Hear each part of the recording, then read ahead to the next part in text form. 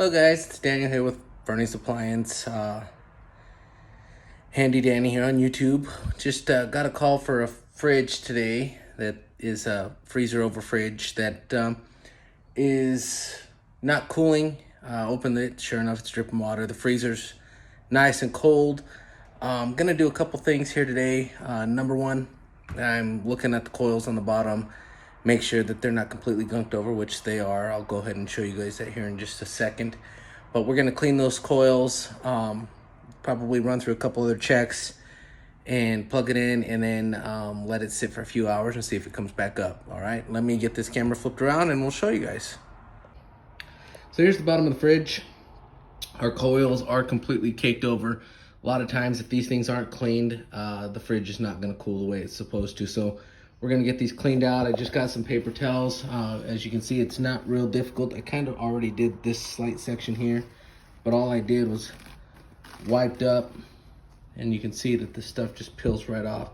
So no need for me to show you. I'll come back on as soon as this is all cleaned up. I'm gonna use an air compressor that I've got out in the truck. We'll blow it out, get it all cleaned up, and like I said, maybe run through a few other checks, plug it in, and see if we can get this thing to cool. Alright guys, so I don't know if you can hear me. My air compressor's in the background being pretty loud. I've got it in the other room, but still it's very loud. What I didn't say before was I've got this fridge already tipped on its back. These coils here just run along the bottom of this freezer over fridge. Again, it was pretty filthy. I showed you guys kind of what it looked like. I've got a bunch of stuff all over the floor, but you can kind of see the buildup that I've got of the dust and everything that was built up on them. These things here, if you don't clean them up, they can't release the heat like they should. So we got it all cleaned up, nice and clean. We're gonna tip it back up. I took this little piece here off the back. It protects the motor, the fan in the back, and the condenser and everything else. This is completely caked in dust as well. Went ahead and blew it off, got it cleaned up so that it can vent. We're gonna tip this thing back up onto its wheels here, and then we're gonna blow out the back as well. Like I said, see what we've got. Alright guys, so we got this thing back up on its wheels. As you can see, I've got more dust. That air compressor probably shut off. Bunnies and everything running around the floor here. But you can see that even the back of this is caked in dust. We want to make sure all this stuff is clean, free of dust. I'm going to blow this fan off, get it cleaned up. We're going to plug it in, make sure that this thing is spinning, which is spinning freely there.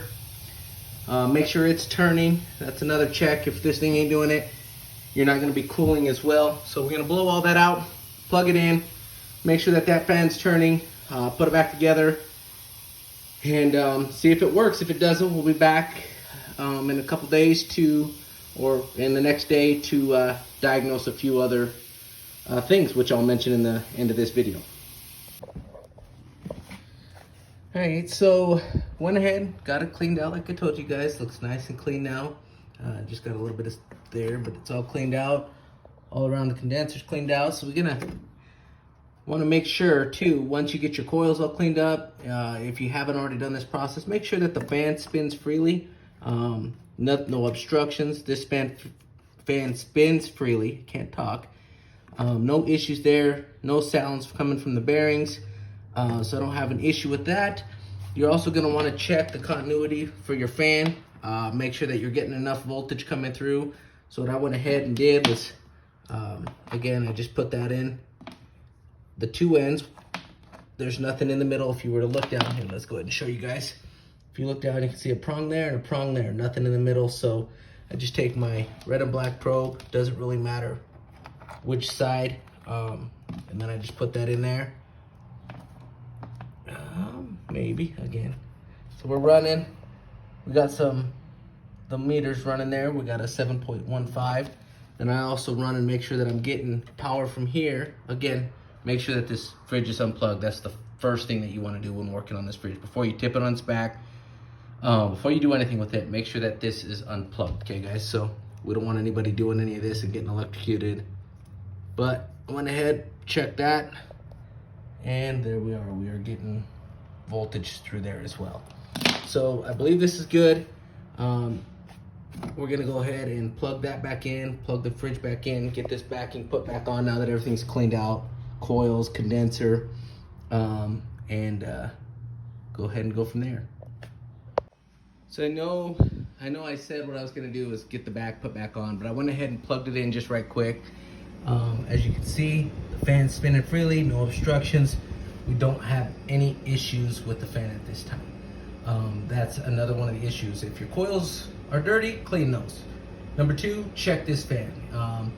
And then if the fan's running properly, then you go down further down the line on that, which we'll talk about here shortly.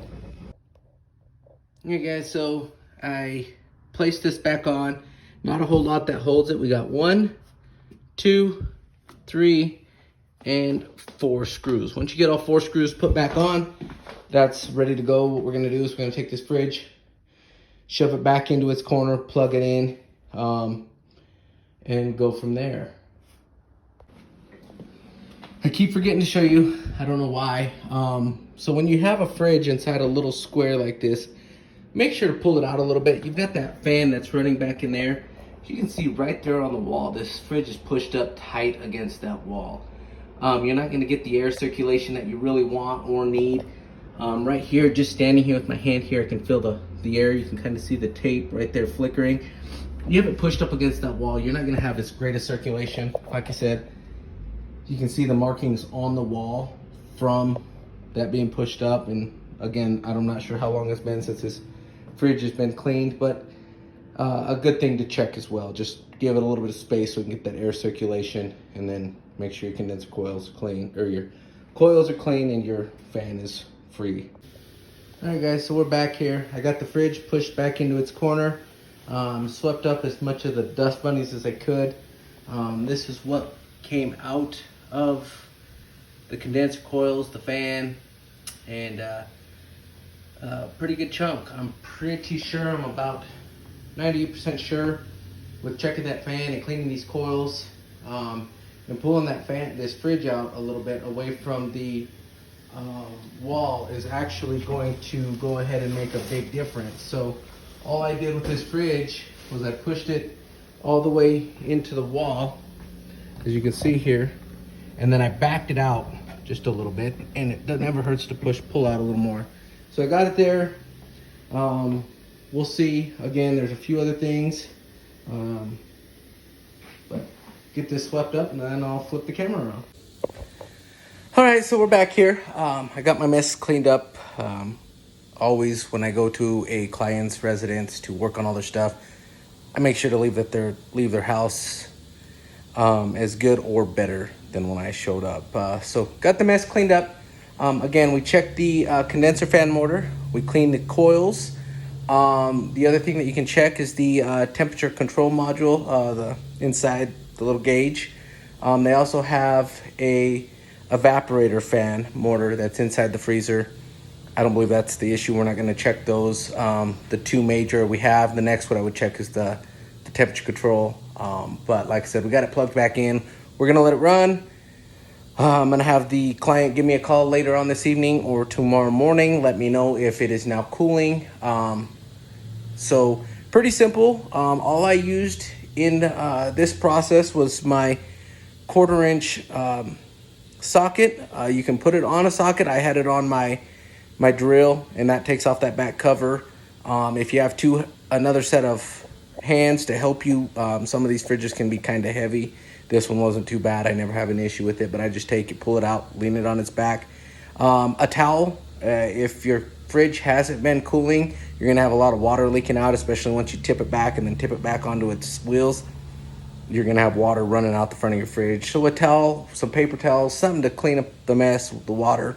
I think I'm currently into this job 45 minutes, going on an hour. Doesn't take time. If you notice that your fridge isn't cooling the way it is, unload it, tip it on its back, clean them coils, check the fan, plug it back in. I guarantee you that you're gonna have better results.